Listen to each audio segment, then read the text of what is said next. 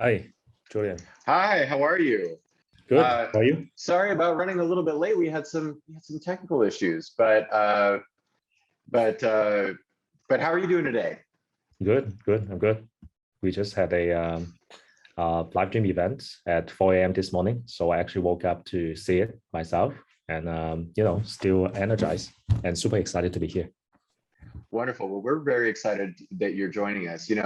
As I was getting to know you a little bit, you're such a humble guy, and I had to ask you point blank. All right, dude, tell me what you did. Because I don't want to underplay it and I don't want to overplay it. And I feel like I'm overplaying it when I'm talking to my audience about this. And I just, the analyst in me, I want to be accurate. So you're at Firework now, you're the CTO, you're bringing the technology of live shopping to the world through Firework. Uh, and I was a little bit vague with my audience of exactly what role that you had with that. But tell us exactly what you did at Taobao Content Platform and what it meant to live shopping in China. Yeah, I think it almost all started back in 2015. At the time, I think I started to build what they call the content platform for Taobao. It was started as an effort to kind of unify and standardize all the content creation, surfing, and monetization across all the business verticals at Taobao, and to make sure that content could flow freely and be reusable among different verticals. At that time, content just meant text and images, right? And later, I remember it was about in 2016, we started a big push towards something like, hey, if you add an intro video to the product, it's going to get more exposure by our recommendation engine. Basically, we try to incentivize the sellers by doing that. And so almost overnight, every product had an intro video, and the rest is history. And I think about the same time we started to build out the live streaming commerce products. So yeah, we can say that 2015 is almost the year of the big bang for all the video and live streaming commerce in China, and eventually scaled the Taobao content platform to support all the business across the whole Alibaba ecosystem. That was pretty exciting. Yeah. So then how did it go from, okay, videos work, you should probably be doing them, to like, oh my God, people are Mhm. making billions of dollars in hours. Yeah. What Now, right? what happened? Yeah. Yeah. I think a few things come to mind. First, it's definitely big. Like you said, people making millions, if not billions of dollars. It's not uncommon to see big sales numbers. Like I think this year's Singles Day event, if you look at the numbers, like a top influencer, I believe Austin Lee, I think he made more than 1.6 billion US dollar within just 24 hours. Think about that. So definitely it's a big number. The second thing I would say is, unfortunately, is still heavily centralized. I think the Chinese e-commerce ecosystem is centralized in a way, and so are the influencers, right? It's usually the rule of 80-20 or even 90-10. The 80% or 90% are influencers, and the 10 or 20% are sellers and store owners hosting live stream themselves and selling directly to their customers. So like, for example, look at this year's number, right? The Singles Day event. There are about 70, 80 live stream events that sold more than $1.6 million in the opening day, like the first few hours opening day. And among them, more than 80% are store owners running the show all by themselves. So I think those are the majority of the live stream events, but the top influencers grab all the cream of the crop. In fact, they're becoming their own big platforms. If you look at the top influencers, they are de facto their own platforms by themselves, which I don't think it's something healthy, and I don't think it's something Taobao would like to see. And third thing come to mind, of course, with that in mind, like all the big influence grabbing most of the sales, I think the brands and the retailers are turning to private domains to get more sales and get more direct engagement with the customers. And that's what I see in China, especially in the last 2 years, is live streaming in private domain is gaining traction. So I'm not sure how familiar the audience are with the concept of public versus private domains.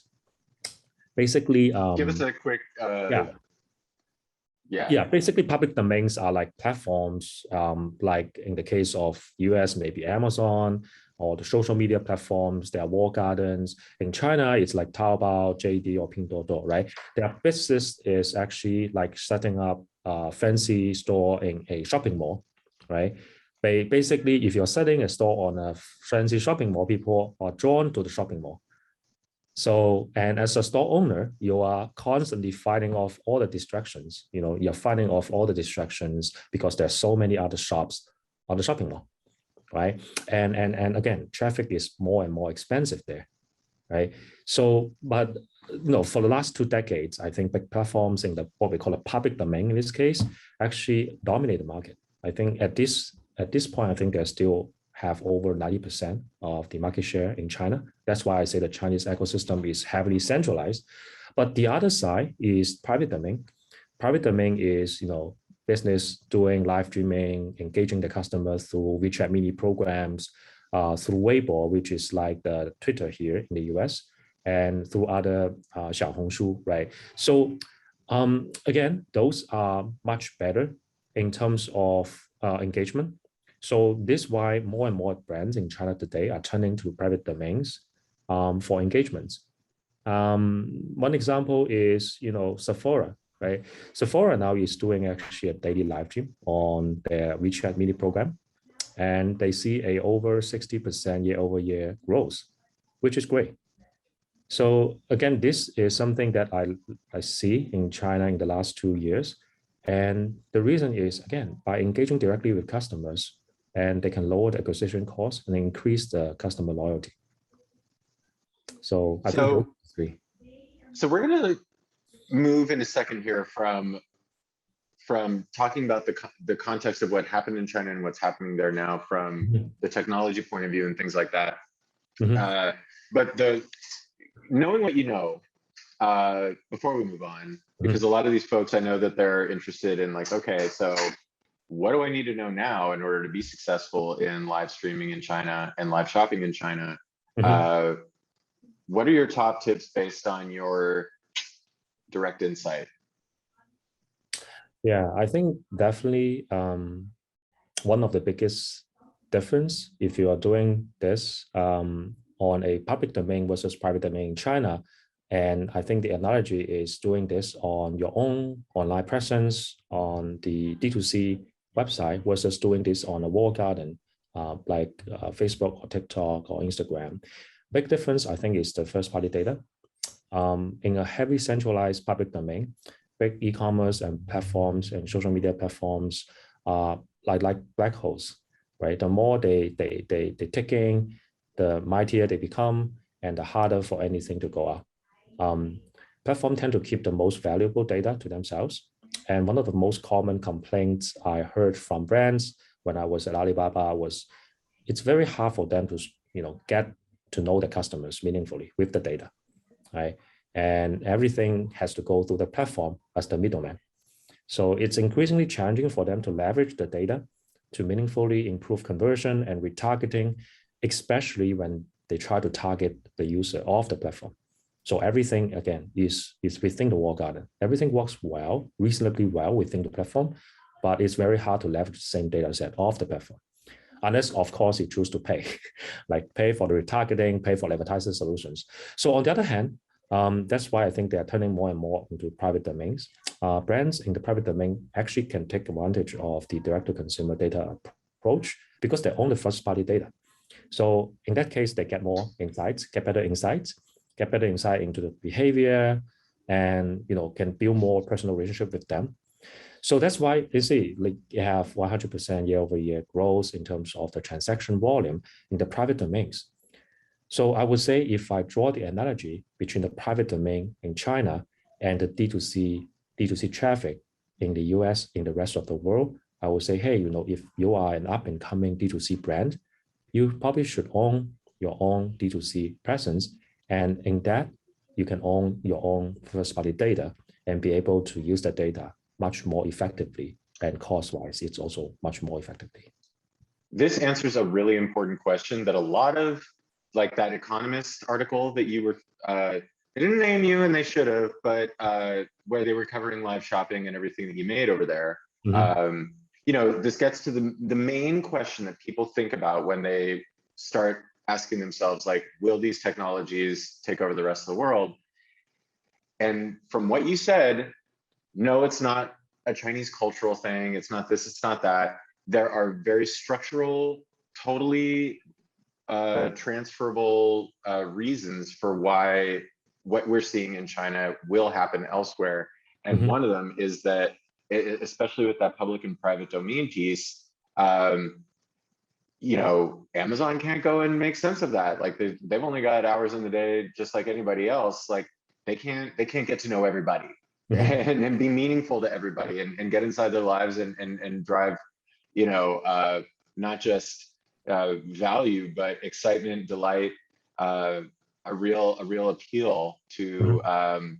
the kind of lifestyle that we're seeing in so many D2C brands as they market themselves. Mhm. So folks, this is like a David and Goliath insight to the max. So that is a real key. The reason why D2C is exploding like this is because of a weakness in platforms, right? And Rick just exposed it. So so what do you see in the rest of the world then? Mhm. Let's take our eye off of China for a second. We'll get more into Singles Day in China and things like that later. You know, we'll have Rick back, I'm sure, and we can talk to him about other things. If you guys let me know about what you exactly want to know. And of course, we've got the after party after this at 12 o'clock. If you're late registering and you didn't get the info, let me know, because that'll be coming up at noon. That'll be in a meeting format. But so Singles Day, China, that'll all come up later. And if you really have burning questions for Rick, we can talk about that there. But Rick, what do you see in the rest of the world that you're like, huh, that's interesting? And by rest of the world, and this is probably the only case where I say rest of the world, and I include the United States in that. Yeah. So what are you seeing? Yeah, I feel like it's almost like riding a time machine. By saying that, I mean, there's an invisible time machine where you can see there's different levels of adoption for live stream commerce in different parts of the world, right? For example, when we work with brands and retailers in Japan, in Southeast Asia, they got it right away. They got the value right away, and we jump right into the detailed logistics. And when we work with brands in the US, at least back in 2020, some of them were not so familiar with the concept. They are not so familiar with running a live stream by themselves, and they were not so familiar with how that worked in general. But I think COVID actually expanded the changes globally, not just for the Japan and the Southeast Asia markets. It's actually expedited changes globally. I can share interesting case. So we all know that the pandemic situation make it very hard for brick and mortar retailers around the world, right? So some of those had to shut down their offline operations right away. So in China, there was a cosmetic brand I used to work at while I was with Alibaba. When the lockdown started, they closed half of their brick and mortar stores, and they almost run out of cash, and they might as well go bankrupt, right? In less than, I think at that time it's like less than 2 or 3 months, they will go bankrupt. So try not to give up. I think the founder decided to try something new. They basically say, hey, instead of laying off all the retail staff, they said, let's ask the retail staff to try doing 30 minutes, 60 minutes of live stream every day at home and selling to the online audience. And it worked out pretty well. So the store associate not only saved their jobs, and some of those actually sold in 1 hour more than what they might be able to sell in a day before the pandemic lockdown. And actually, the cosmetic brand were also saved from going bankrupt. So, the best part is after the lockdown, when the brand began to hire new employees again, they now require every new employee to go through a live stream training during the onboarding. Think about it. Oh, I So, bet they do. I bet they yeah, do. yeah. So I think the lessons learned is, live stream shopping program is not just for professional influencers, right? Like you can have your own staff doing just 15 minutes, 30 minutes, 60-minute live stream on a daily basis. And when you get into the rhythm, when you get into the habit and make it do better over time, then you can still get awesome results. You can get more engagement. And I think that's actually one of the interesting learning coming from the last year's pandemic lockdown. Yeah. Yeah, I think that, so there are a few things that as I've gotten to understand the space a little bit better over time that I'm starting to understand is that when certainly American brands, and I'm sure that this is the case in probably European ones too, like when they first come across this dynamic and this technology, they're thinking to themselves, I need high production, So that's one thing. And then the second thing is we need to make it an event. We need to make it a huge thing and point a bunch of advertising and then do a big bang. And what I've been hearing all along the way is, no, you need authenticity. You need to be a person. Yes, okay, having someone who's extraordinarily charismatic and knows how to do this stuff and familiar with it, that's great. Those people are vanishingly rare here who are familiar with how to do that stuff right now at this stage in its development in the United States.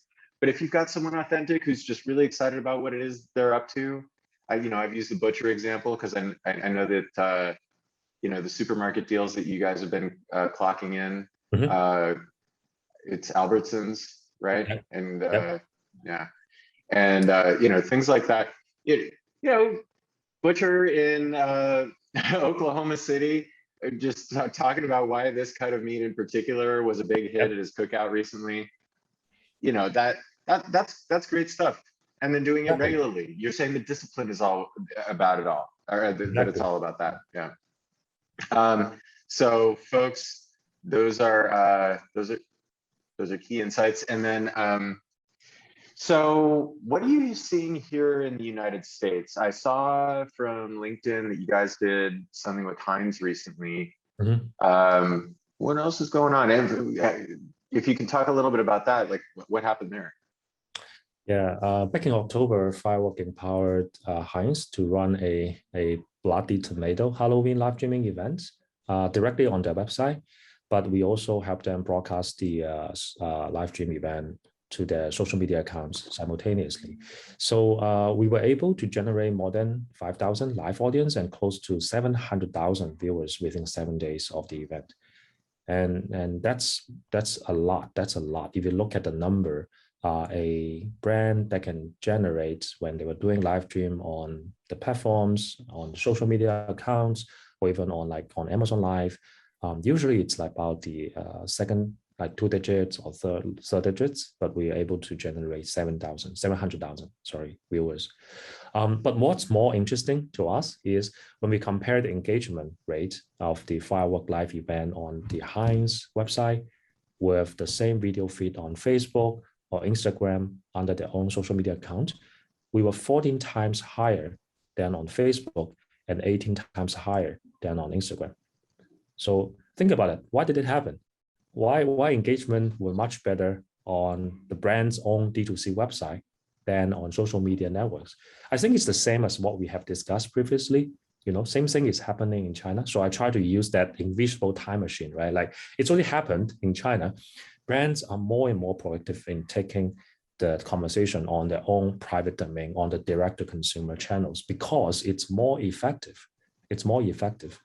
And that's why you see more engagement, much better engagement on the D2C website versus on the social media platforms where you are just one of the many, many voices there, right? So at the end of the day, it's about getting closer to the customers. So that's why I believe that this trend definitely will come to rest of the world, even though at the earlier stage of live stream, you can still think about live stream as, oh, this has to be with an influencer. This has to be with a big platform, with a big production budget. Yes and no.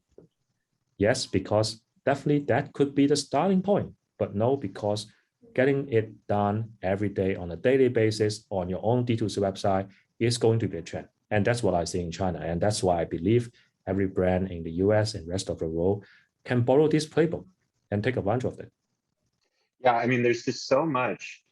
I mean, I see it every day with my job, right? Where, folks look at China and they're like, yeah, that's gotta be a China thing. And there's a lot that you can say that, yeah, okay, that makes sense. And then there's a lot like, No, that makes no sense. And folks are struggling on that point with this. And I'm so glad that you're explaining this because it makes tons of sense.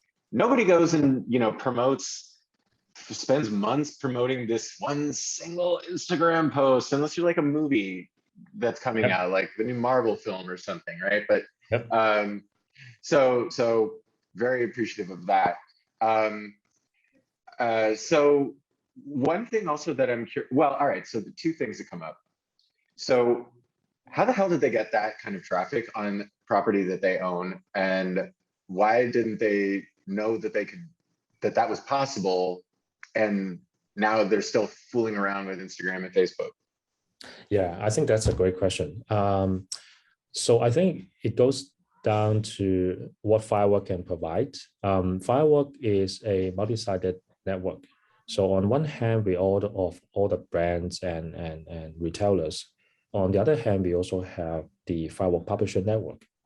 And we are able to help brands and retailers to drive traffic from Publisher Network onto their D2C website and onto their D2C apps. So that's what we did for Heinz. In this case, we help them amplify their reach within the Firework Publisher Network and be able to drive very relevant and very highly engaged traffic audience back to the website to watch the live stream. So that's what we did. Interesting. So is that just special to Heinz, or do you guys do that for everybody? Yeah, it's part of the solution. It's part of the solution. I think the beauty of that is, again, the question we get is, hey, if I'm running live stream on my website, where do I get traffic, right? The beauty of that is, if you are running the live stream on your website and we are able to help you get the highly engaged traffic onto the website, then you get the beauty of both worlds, because number one, you have all the first party data. That means you can actually easily re-engage them, retarget them after the event. And we also share the data. And the second is it's going to be on your website. That means you get to fully control the experience.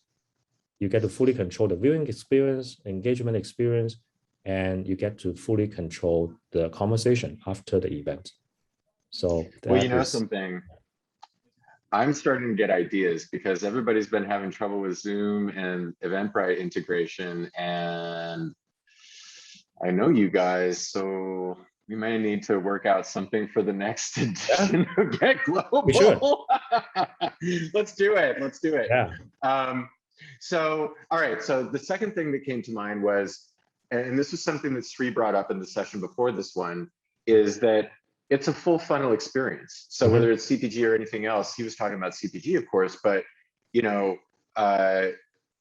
own that entire funnel at this point, and you can take them straight to the sale. When you say engagement, yes, that is the comments, that is the activity of people getting involved. People enjoy that. People like that. They feel like they're a part of the process, especially if it's not within a platform that that can sort of take the flavor out of these things.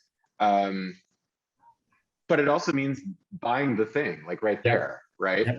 These are fully shoppable moments. Like, hey, you like this thing? Bam. So what are some of the figures that you guys see around in comparison to like other shopping options that your average retailer or merchant would be using? And what do you see within the live shopping experience? Yeah, I think it goes down to, first of all, how we look at video and live stream commerce. I always like to say this is short videos are just for dating and live stream is for getting married. Because short videos are very good for triggering the interest. So you get the awareness of the user, you kind of get the consumer interested in your product. That's perfect. That's a perfect use case for videos. But then when you want to get them to convert, get them make the order, and live stream is a perfect use case for that, because live stream actually has the interactive nature and has almost have the FOMO effect. When you're looking at people talking about something, when you are seeing people are buying the same product, and you almost have the FOMO effect. Hey, I should buy it in the next 10 minutes, right? Before they move on to the next product. So having that FOMO effect is very good for conversion. But if you look at the full funnel, I think Julian mentioned the full funnel experience. That's why we believe the combo of video and live streaming is the perfect couple, because you cover the full funnel from awareness to interest to purchase. The whole full funnel can be covered with the combo of video and live streaming. And that's what we do. That's what we provide. We provide a video that can trigger the interest, that can lead to a live stream event. And then during the live events, you can actually make the purchase right away. But even after the live event, don't forget that more than 75% of the purchase happens during the replay of the live event, right? So even after live event ended, we will have the replay, and then you continue to be able to engage with the customer, with the product, with all the chats, everything is there, exactly like the live event, except that it's not live, but still you get the promotion, you get the engagement, you get the purchase, the conversion, everything is there. Interesting. All right, so I feel like I need to disclose something, and I probably should. In fact, I definitely should. I've been an advisor to Firework. It's on my LinkedIn page. I'm enthusiastic about this company, not because I'm involved with this company, but because I found them, they found me. We were like, whoa, you guys are doing amazing things. Let's collaborate. And the more I find out, and the more I get in the mind of Rick and other folks involved in this company, is the only company that I've done this with. I feel like I've crossed the line, but there was a really damn good reason, and I hope you guys agree with me. It's just really exciting stuff. And in all fairness to the other platforms, I know that I took a swipe at Facebook a second ago. I think we're getting a lot of that lately. But so do you recommend? I mean, I've talked to some of your customers. They're like, hey, it's still early. We don't know if we should be like. I don't think that we're ever going to get off of TikTok. I don't think that we're going to get off of Instagram. The Explore tab is great. The discoverability on TikTok is great. Especially if you're a brand and trying to fight your way to the top against, some huge influencer from South Korea who's got way better dance moves than you, and they're like 15. But like, what do you recommend? What's your recommendation for how the platforms live together, right? What you've got and what Instagram, TikTok, and the rest of them out there, like, how do they all play together? Yeah, I think the best case is this is a interconnected network. So what we do is similar to what I did in China, is when you are running events, you definitely want to promote it across all your media presence, right? All the social media networks, all the press, definitely the more the merrier. So what we want to help the brands do is we help them do that by amplifying their voice across all the media, all the publisher network, and also all the social media platforms. And that's why we help them manage the live stream experience. We help them broadcast to multiple live stream, social media platforms like Facebook, you mentioned, YouTube, Instagram, so on and so forth. And in that case, we can help them bring back the audience from the social media platform back onto their website. And remember, on the social media platform, it's not 100% of the experience, right? Again, the brands don't get to fully control the experience. Some of those are not able to purchase, and some of those are not able to have a way to do a giveaway, a poll, ask a question, and all these are available and in a completely owned by the brand experience on their own website. And that's why we actually help them. Hey, you can actually broadcast the live stream onto all those social media platforms, but we can also help them drive the audience over there back to our website to continue the conversation in a more fully controlled fashion. And you get to, again, the bad thing about that is you get to have 100% of the first party data about who they are, what they are looking at, what they want to do. And you can leverage that to re-engage them and retarget them even after the event.